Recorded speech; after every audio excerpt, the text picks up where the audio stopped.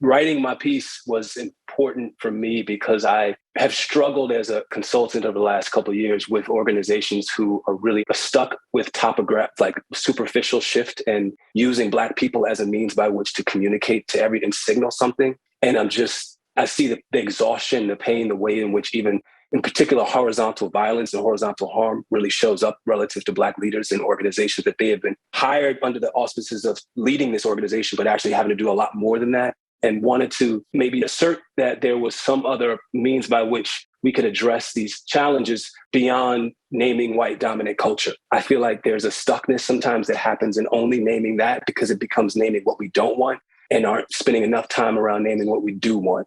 And that's hard to do that because it requires courage, but it also requires some rootedness in history and understanding that we've brought a lot to this country. We've actually taught this country, like, I always think about this country has an obsession with liberty, but we actually brought a lot of the ideas around freedom. And so when we're talking about freedom as a concept, I often find that most people in scholarship don't actually draw upon Black thinking for anything. I bring Du Bois into some of my work with some of my clients. They've never read Du Bois. I'm like, how can you have never even interacted with Du Bois?